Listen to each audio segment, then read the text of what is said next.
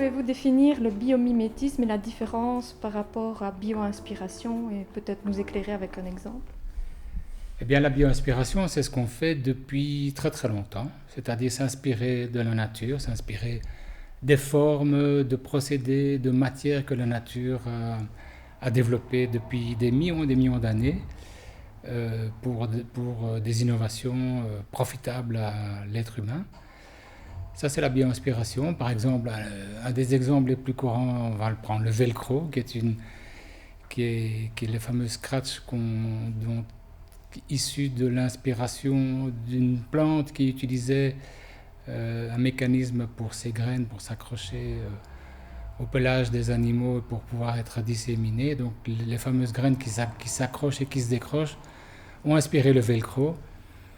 C'est de la bio-inspiration, ce n'est en rien du biomimétisme qui, lui, est envisagé dans le cadre d'un développement durable, c'est-à-dire des innovations qui sont profitables aussi à la planète quelque part et qui sont soutenables pour la planète. Le velcro a remplacé des lacets en fibre végétale par du plastique, ce n'est pas très très durable.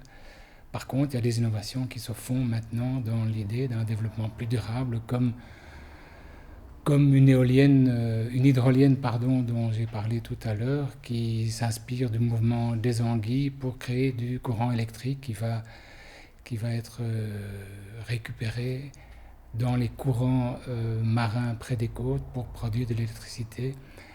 Là, on peut dire qu'on est dans le cadre d'un mécanisme plus durable, puisqu'il utilise des matières qui sont relativement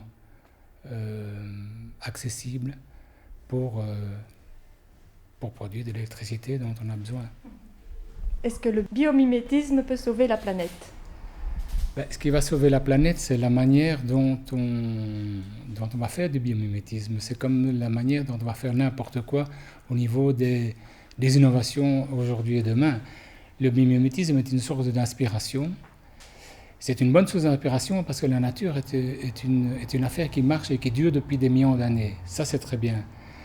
Mais il faut se rapprocher le plus possible des principes du vivant que la nature développe, évidemment naturellement depuis des centaines de millions d'années.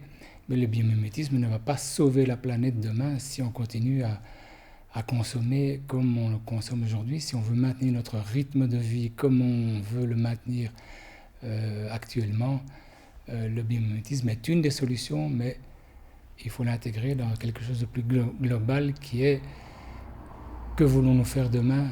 Quels produits voulons-nous mettre sur le marché, utiliser? Quel confort voulons-nous demain? Est-ce qu'on veut encore des avions qui volent à bas prix pour aller n'importe où, en sachant les conséquences que ça a sur la planète? Il faut réfléchir de manière beaucoup plus globale.